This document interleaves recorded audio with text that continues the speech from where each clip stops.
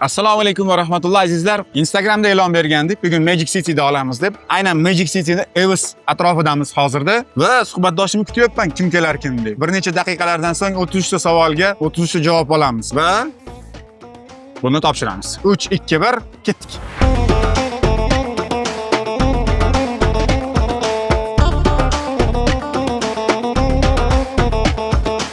Kim bilan aylangani keldingiz? Qizim bilan. Qizim biza. İlk savolimiz. Siz uchun baxt formulasi qanday?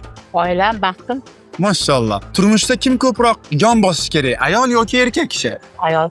Erkaklarimiz ustun turadi. Turmushning eng shirin davri qaysi? Farzandlarimizni birinchi qo'limizga olgan payti eng shirin to'g'ri bo'lsa kerak. Mashallah. Xitoy sizning nazdingizda xavfmi yoki foydami O'zbekistonga? Foyda bo'lsa kerak. Foyda. To'ppa-to'g'ri. Kerak emas, aniq foyda bizga. Qancha oylik insonni nolishdan qaytaradi? 5 million olsa, nolmasa yashasa kerak. Bu 5 million yetadimi? Yetadi. Aynan sizdan kelajak avlodga nima qolmoqda? Farzandlarimni bilimli qilib tarbiyalasam, shunga o'zim manimcha qolgani yaxshi. Mashallah, go'zal. Umuman ijtimoiy tarmoqda o'tirmaydigan insonni ta'riflasangiz kim deb nom berasiz? Ancha unaqa insonni o'zi bo'lmasa kerak hozirgi paytda. Mashhur bo'lish imkoni berilsa foydalanarmi deysiz? Yo'q, men ayol kishiga ma'lum. Qahramonona kasblar siz uchun qaysilar? Shu doktorlarning kasbida hammasi. Oxirgi marta kimni nima uchun kechirib yubordingiz? Hech kim bilan lekin ziddiyatga bormaganman. Bo'ldi. Ovozsiz qaysi gapni yoki jumlani tushuntirasiz? Bilmasa. Oilani oila bo'lib ketishiga qancha vaqt kerak? Bir-birini tushunsa, birinchi kundan manimcha oila bo'lib ketadi. Andijon Shevasida 2 marta tasdiqlash qanday amalga oshiriladi? Bilasizmi yo'qmi?